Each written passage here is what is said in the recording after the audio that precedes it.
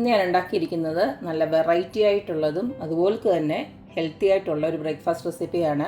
വേറൊന്നുമല്ല, ബീട്രൂട്ട് വെച്ചിട്ട് ഇടിയപ്പവും അതുപോലെ തന്നെ സ്പിനാച്ച് വെച്ചിട്ടുള്ള ഇടിയപ്പവും അതുപോലെ തന്നെ കൊഴുക്കട്ടയാണ് ഉണ്ടാക്കിയിരിക്കുന്നത്. നല്ല അടിപൊളി ടേസ്റ്റാണ്. അപ്പോൾ നമുക്ക് ഈ ഒരു ഹെൽത്തി ആയിട്ടുള്ള ഇടിയപ്പവും കൊഴുക്കട്ടയൊക്കെ എങ്ങനെയാണ് ഉണ്ടാക്കുന്നതെന്ന് നോക്കിയിട്ട് വരാം. നമ്മുടെ ഹെൽത്തി ആയിട്ടുള്ള ഇടിയപ്പം ഉണ്ടാക്കാനായിട്ട് ഞാൻ ഇടിയപ്പപ്പൊടി എടുത്ത് വെച്ചിട്ടുണ്ട്. വാങ്ങിച്ചതാണ്. റോസ്റ്റഡ് റൈസ് ഫ്ലോർ കിട്ടുമല്ലോ, അത് വാങ്ങിച്ചതാണ്. ഇതിലേക്ക് നമ്മൾ ഇട്ട് കൊടുക്കുന്നത് ബീട്രൂട്ടിൻ്റെ പൗഡറാണ്. ബീട്രൂട്ട് നന്നായിട്ട് ഉണക്കിയിട്ട് അതൊന്ന് പൊടിച്ചെടുത്തതാണ്. ഇതിപ്പോൾ ഇങ്ങനെ നിങ്ങൾക്ക് ബുദ്ധിമുട്ടാണെങ്കിൽ നമ്മുടെ ബീട്രൂട്ടിൻ്റെ നന്നായിട്ടൊന്ന് വേവിച്ചതിന് ശേഷം അതിൻ്റെ ഒന്ന് മിക്സിയിലിട്ട് അടിച്ചിട്ട് അതിൻ്റെ ആ ഒരു ജ്യൂസ് എടുത്താലും മതി. ആവശ്യത്തിനുള്ള ഉപ്പ് നമുക്ക് ഇട്ട് കൊടുക്കാം. ഒരു 1/2 ടീസ്പൂൺ ഇട്ട് കൊടുക്കുന്നുണ്ട്. ഇത് ജസ്റ്റ് ഒന്ന് ഇളക്കിയതിന് ശേഷം നമുക്ക് ചൂടുവെള്ളം ഒഴിച്ച് കുഴച്ചൊന്നെടുക്കാം.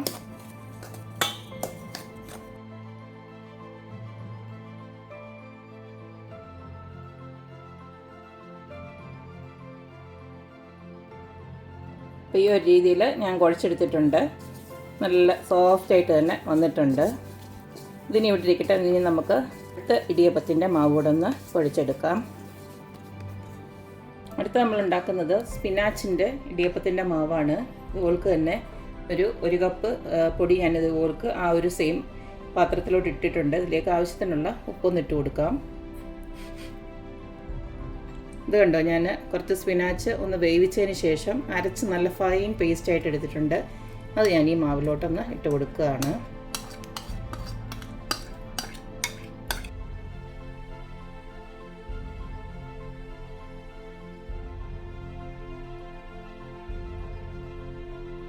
സ്പിനാച്ചിൻ്റെ ഇടിയപ്പത്തിൻ്റെ മാവും ഞാൻ ഇതുപോലെ റെഡിയാക്കി വെച്ചിട്ടുണ്ട്.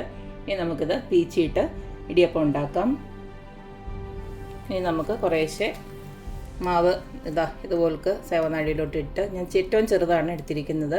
ഇതിലേക്ക് ഞാൻ കുറച്ചൊന്ന് എണ്ണ, അതായത് വെളിച്ചെണ്ണ ഒന്ന് തൂത്ത് കൊടുത്തിട്ടുണ്ട്. ഇനി നമുക്ക് ഇതുപോലെ ഒന്നാക്കിയിട്ട് ഇടിയപ്പം ഉണ്ടാക്കാം.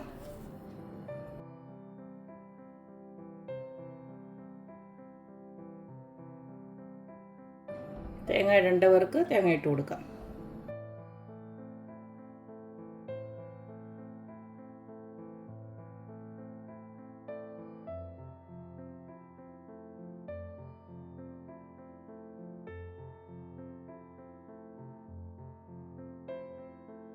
ഇതുപോലെല്ലാം പീച്ച് വെച്ചിട്ടുണ്ട്. ഇനി നമുക്കൊന്ന് വേവിച്ചെടുക്കാം.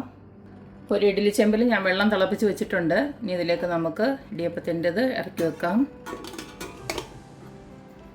ഇതിൽ തന്നെ ഒന്നും കൂടെ ഞാൻ വെക്കുകയാണ്.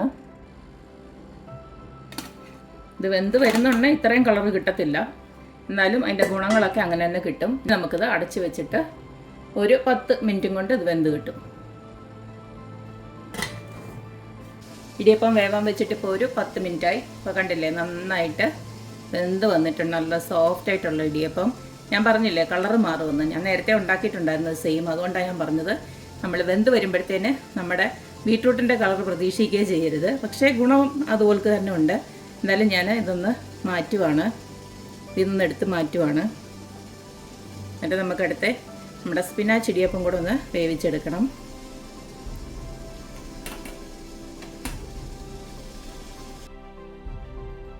അവിടെ സ്പിനാച്ച് ഇടിയപ്പം പീച്ച് വെച്ചിരിക്കുന്നതോടെ അങ്ങോട്ട് വെച്ച് കൊടുക്കാം.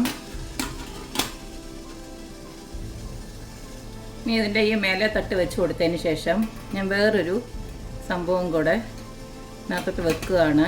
അതായത് ഞാൻ ബാക്കി വന്ന ആ ഒരു മാവ് വെച്ചുണ്ടല്ലോ, കുറച്ച് തേങ്ങയും അതുപോലെ തന്നെ ശർക്കരയും ചെറിയ ജീരകവും കൂടെ മിക്സ് ചെയ്തിട്ട് ഇതുപോലെ കുഴക്കട്ട പോലെ ഒന്ന് ഉണ്ടാക്കിയിട്ടുണ്ട്. എനിക്ക് ഈ കുഴക്കട്ട ഭയങ്കര ഇഷ്ടമാണ്. അതുകൊണ്ടാണ് ഞാൻ ബാക്കി മാവ് ഇതുപോലൊന്ന് ആക്കി വെച്ചത്. ഇരിക്കട്ടെ ഒരു സ്പിനാച്ചിൻ്റെ കുഴക്കട്ടെ. അപ്പോൾ ഇത് ഈസിയാണ്. ഇതുപോലൊന്ന് ആക്കി എടുത്താൽ മതി. കൂട്ടത്തിൽ തന്നെ അതുകൂടെ വെന്ത് കിട്ടും. ഇനി നമുക്ക് അടച്ച് വെച്ച് ഒരു 10 മിനിറ്റ് വേവിക്കാം. നമ്മുടെ സ്പിനാച്ച് കൊഴുക്കട്ട ഒരു 10 മിനിറ്റൊക്കെ ശേഷം ഇതുപോലെ നല്ലതായിട്ട് വെന്ത് വന്നിട്ടുണ്ട്. ഇതിനെ ഞാനൊന്ന് മാറ്റിട്ടത് കഴിഞ്ഞ ശേഷം നമ്മുടെ ഇടിയപ്പത്തിനോടൊന്ന് കാണിച്ചു തരാം. നമ്മുടെ സ്പിനാച്ച് ഇടിയപ്പവും നല്ല പെർഫെക്റ്റായിട്ട് വെന്ത് വന്നിട്ടുണ്ട്. കണ്ടില്ലേ, നല്ല പഞ്ഞി പോലെ ഇരിക്കുന്ന ഇടിയപ്പമാണ്. നമ്മളത് വെള്ളത്തെ വെച്ചുകൊണ്ടാണ് ഇത്തിരി ഒന്ന് പതുങ്ങിപ്പോയത്. കണ്ടില്ലേ, അല്ലാതെ അത് പെർഫെക്റ്റായിട്ട് വന്നിരുന്നേനെ. എന്നാലും കുഴപ്പമൊന്നുമില്ല, നല്ല രീതിയിൽ തന്നെ വന്നിട്ടുണ്ട്.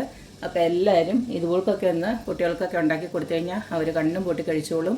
രുചി വ്യത്യാസമൊന്നുമില്ല. അത് നമ്മളെന്തെങ്കിലുമൊക്കെ കറിയുടെ കൂടെ കൂട്ടി കഴിക്കുവാണെങ്കിൽ നല്ല ഹെൽത്തിയാണ്. നല്ല ചിക്കൻ കറിയോ അതുപോലെ തന്നെ ഇച്ചിരി മുട്ടക്കറിയൊക്കെ ഉണ്ടെങ്കിൽ നല്ല സൂപ്പറായിട്ട് ഈ ഒരു ഇടിയപ്പം നല്ല സൂപ്പറായിരിക്കും.